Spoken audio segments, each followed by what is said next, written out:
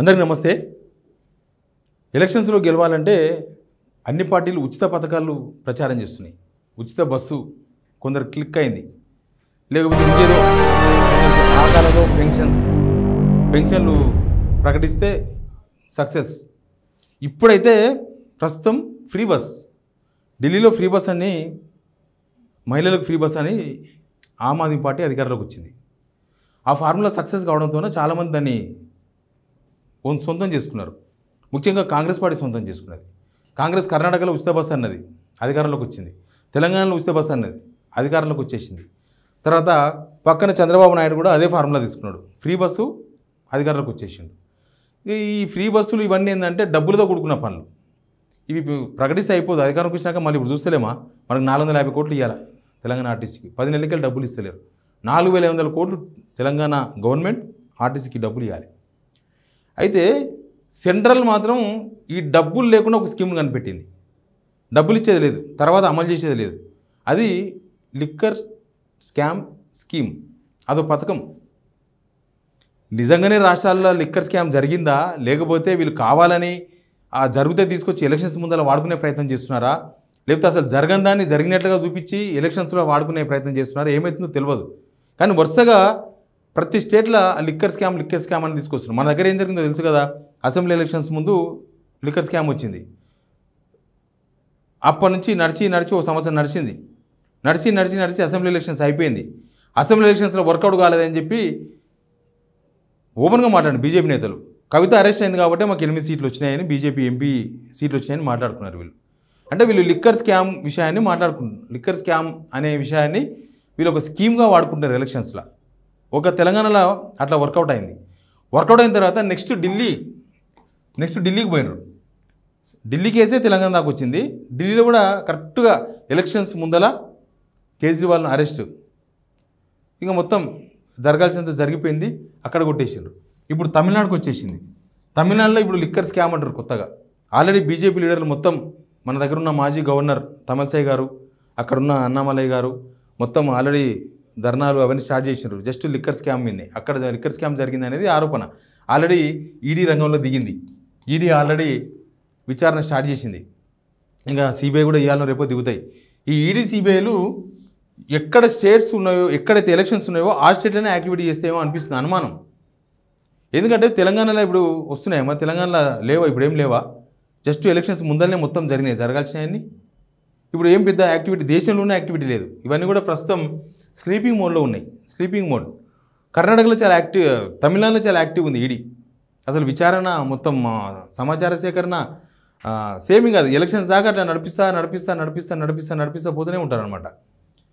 అందుకే అంటున్నా, ఈ స్కాములు జరిగినాయి, దాన్ని ఎలక్షన్స్లో వాడుకునే టైమింగ్ కరెక్ట్గా టైమింగ్లో ఈడీ సిబిఐ రంగంలో దిగి ఈ స్కామ్ను ఒక స్కీమ్ లాగా, బీజేపీకి ఒక స్కీమ్ లాగా మార్చే ప్రయత్నం చేస్తున్నారా, లేకపోతే జరగకపోయినా ఎలక్షన్స్లో ఇది ఒక సక్సెస్ఫుల్ ఫార్ములా, ఫ్రీ బస్ లాగా లిక్కర్ స్కామ్ అనగానే జనమంతా కూడా అక్కడి నుంచి బయటకు వచ్చేస్తారు, మన వైపు వస్తారని ఏమన్నా ఈ స్కామ్ను స్కీమ్గా మార్చే ప్రయత్నం చేస్తున్నారా, ఏం జరిగిందో తెలియదు. మన దగ్గర కూడా అయిపోలేదు. ఇప్పుడు తెలంగాణలో ఈడీ సిబిఐ అలజడేం లేదు, పెద్ద సీరియస్ అలజడేం లేదు. మొన్న కేటీఆర్ మీద ఈ కార్ రేస్ కేసు అయింది, ఏసీబీ విచారిస్తుంది ఆల్రెడీ. ఆ ఏసీబీ విచారిస్తున్న టైంలో ఈడీ ఇన్వాల్వ్మెంట్ అయింది. ఈడీ ఇన్వాల్వ్మెంట్ అయ్యి జస్ట్ ఏసీబీ దగ్గర నుంచి సమాచార సేకరణ చేసుకొని ఎంక్వైరీ స్టార్ట్ అయింది. ఏం చేయలేదు ఇప్పటిదాకా. కేటీఆర్ను ఈడీ పిలవలేదు. ప్లస్ ఈ కేసులో ఈడీ ఇంకా ఏమేం చేస్తుందో తెలియదు. వాళ్ళని పిలిచింది, A2, A3 వాళ్ళందరూ పిలిచి విచారించినారు, కేటీఆర్కి ఇవ్వలే. ఇంకా నెక్స్ట్ మళ్ళీ ఈడీ అయిపోయిందా, ఇంకా పోయిందా అంటే అట్లా ఛాన్స్ లేదు. మన దగ్గర కూడా మళ్ళీ ఎలక్షన్ వస్తుంది. మళ్ళీ ఎప్పుడు వస్తుంది ఎలక్షన్? 2028 లెక్క ప్రకారం 28. ఒకవేళ ముందొస్తు వస్తే 26, 27. ఒకవేళ అదంతా జరిగితే మొత్తం ఇదంతా దేశమంతా ఒకేసారి ఒకే ఎన్నిక ఒకే దేశం అన్నప్పుడు ముందుగా వస్తాయి, లేకపోతే 28కి జరుగుతాయి. అయితే కరెక్ట్గా మళ్ళీ ఎలక్షన్స్ 2 ఇయర్స్ ముందు మళ్ళీ స్టార్ట్ చేస్తారు. ఇప్పుడున్న సినారియో అది. ఈడీ యాక్టివిటీ, సిబిఐ యాక్టివిటీ అంతా చూస్తే మళ్ళీ ఎలక్షన్స్ ముందర వచ్చి మళ్ళీ అడావిడి. ఇప్పటికి అయిపోలే కదా కేసులు, చాలా కేసులు బహుశా పెడతారేమో ఇంకా రేపు. వాళ్ళకి ఎవరు ప్రతిపక్షం ఉంటే వాళ్ళ మీద పెడతారు. కాంగ్రెస్లో కూడా వాళ్ళ మీద కూడా కేసులు అవుతాయి. దానిలో ఎవరికైతే వీళ్ళకి మంచుకుంటారో వాళ్ళ మీద కాదు, ఎవరైతే కాంగ్రెస్ను లేపాలని ప్రయత్నం చేస్తారో వాళ్ళ మీద కేసులు అవుతాయి. కరెక్ట్గా ఎలక్షన్స్కి 2 years ముందు కేసులు పెట్టి ఎలక్షన్స్ టైంకు పీక్ తీసుకుపోవాలి. దాన్ని పీకు తీసుకొని పోయి రకరకాల స్కామ్లను పీకు తీసుకుపోవాలి. ఈ స్కాములే స్కీములుగా మారిపోతాయి అన్నమాట. ఎందుకో ఈ ఈ ఆరోపణలకు బీజేపీ కూడా కరెక్ట్ సమాధానం చెప్పలేకపోతుంది. పరిస్థితులేమో అందరూ ఆరోపించినట్లుగా కనిపిస్తుంది, కానీ బీజేపీ మాత్రం ఎవరేమనుకున్నా ఈ స్కామ్లే మాకు స్కీములు అన్నట్టుగా వ్యవహరిస్తున్నారు. కరెక్ట్, అంతేగాని దాని కరెక్ట్ ఆన్సర్ ఒకటి లేదు. నిజంగానే మేము ఇట్లా దేశంలో అవినీతి జరుగుతుంది, అవినీతి రహిత భారతదేశంగా మార్చేందుకే ఈడీ సిబిఐ పనిచేస్తున్నాయి అనుకుంటే బీజేపీలో ఉన్న నేతలు ఎవ్వరు అవినీతికి పాల్పడతలేరా? బీజేపీ మద్దతుగా ఉండే ప్రాంతీయ పార్టీలు టీడీపీ లాంటివి అక్కడ ఏమీ అవినీతి జరగదా? అక్కడ మాత్రం ఈడీ సిబిఐలు ఎందుకు పోవు? ఇట్లాంటి చాలా చాలా క్వశ్చన్స్, ఆరోపణలు బీజేపీ సెంట్రల్ గవర్నమెంట్ పైన ఉన్నాయి. వాళ్ళు మాత్రం ఎప్పుడు క్లారిటీ ఇచ్చే ప్రయత్నం చేయరు, వాళ్ళ పని వాళ్ళు చేసుకుంటూ పోతారు. కానీ ఇప్పుడు మాత్రం ఈ ఢిల్లీ ఇవంతా గెలుపు తర్వాత ఈ లిక్కర్ స్కాములనే స్కీములుగా మారిపోయినాయా బీజేపీకి? ఎందుకు ఈ లిక్కర్ స్కామే సక్సెస్ఫుల్ ఫార్ములా అని బీజేపీ అనుకుంటుందనే మాత్రం ఒక క్వశ్చన్ మార్కే. దీనికి ఖచ్చితంగా ఆన్సర్ చేయాల్సి వస్తుంది. జనాలకైనా ఆన్సర్ చేయాలి. ఒకరోజు, 2 రోజులు, 3 రోజులు ఇది అన్ని స్టేట్ల జరగదు. ఇప్పుడు ఉచిత బస్సు కూడా అక్కడ సక్సెస్ అయిందని ఇక్కడ సక్సెస్ అయిందని ఇక్కడ సక్సెస్ అయిందని అవతల పెట్టుకున్నారు. ఇక్కడ అన్ని కష్టాలు చూసిన తర్వాత రేపు నాడు ఉచిత బస్సు అంటే కూడా జనం నమ్మరు. ఆ ఉచిత బస్సు అంటే జనం కొట్టుకుంటారు అనే కాడికి వస్తుంది. అట్లాంటి టైం వచ్చినప్పుడు ఈ లిక్కర్ స్కామ్ అంటే కూడా నమ్మరు. అదిగో పులి ఇదిగో పులి అంటే తెలుసుగా మనకు ఆ కథ. అట్లా అయిపోతుంది. కరెక్ట్గా ఎక్కడైతే అవినీతి జరుగుతుందో కరెక్టు ఆ అవినీతిని ఎలక్షన్స్కు సంబంధం లేకుండా, ఎలక్షన్స్తో సంబంధం లేకుండా, రాజకీయాలతో సంబంధం లేకుండా పెగిలించగలిగితే మంచి పేరు వస్తుంది.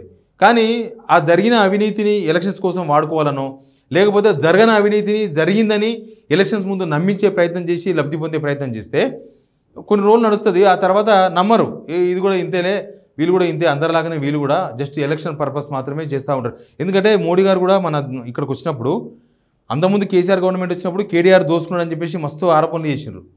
తర్వాత ఈ మధ్య మళ్ళీ పార్లమెంట్ ఎలక్షన్స్ అప్పుడు రేవంత్ రెడ్డి దోసుకున్నాడు అని చెప్పి అన్నారు. ఏం కాలే, కేసులు లేవు, ఏం లేవు. మళ్ళీ అదే రేవంత్ రెడ్డి ఇప్పటికీ ఈ ఎలక్షన్స్ తర్వాత, ఈ 10 నెలలలో లోక్సభ ఎలక్షన్స్ తర్వాత దాదాపు 10 సార్లు కలిసారు మోడీ గారిని. మరి దోసుకున్న వ్యక్తి పోయి మోడీని కలిస్తే ఆయన అది సాహిత్యమేనా? అది కరెక్టేనా? అవినీతి చేస్తున్న మనిషి మోడీని కలిస్తే ఆయన పతితం అయిపోతాడా? ఇక్కడ నుంచి డబ్బులు దోచుకొని రాహుల్ ట్యాక్స్ వసూలు చేస్తున్నారని చెప్పేసి మోడీ ఆరోపణ చేశారు. మరి రాహుల్ ట్యాక్స్ వసూలు చేస్తున్న వ్యక్తి మోడీని కలిస్తే బీజేపీ వాళ్ళు ఏమనుకుంటారు, దేశం ఏమనుకుంటుంది? అంటే ఎలక్షన్స్ వచ్చినప్పుడు రేవంత్ రెడ్డి మీద ఆరోపణలు చేయాలి, ఎలక్షన్ అయిపోయిన తర్వాత మళ్ళీ కలుసుకోవాలి, మళ్ళీ అన్ని రాజకీయాలు చేసుకోవాలి. తర్వాత ఏదో స్కామ్ అని చెప్పి ఎక్కడైతే మనకు ప్రతిపక్ష పార్టీ ఉంటుందో, మనకి ఎవరైతే టార్గెట్ ఉంటుందో ఆ పార్టీ నేతలను ఏదో ఒక లిక్కర్ స్కామే 100% లిక్కర్ స్కామ్ అనే కేసులో ఇరికించేసేయాలి. ఇట్లా ఇరికించడం ద్వారా మనం ఎలక్షన్స్లో లబ్ధి పొందాలి. ఈ టాపిక్ కనుక జనాలకు అర్థమైతే బీజేపీ మీద విశ్వాసం పోతుంది.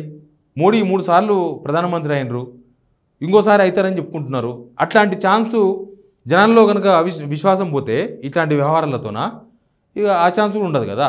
కానీ మొత్తం మీద అయితే బీజేపీ కంట్రీ వైడ్ ఎక్కడ ఎలక్షన్ ఉంటే అక్కడ లిక్కర్ స్కామ్ అనే విషయాన్ని తెర మీద తీసుకురావడం, ఈడీ సిబిఐలు పోయి దాన్ని పట్టుకోవడం, దాన్ని రప్చర్ చేయడం, ఎలక్షన్స్ అయిపోయిన తర్వాత గమ్మున ఉండడం, ఇదైతే క్లియర్గా కనబడుతుంది.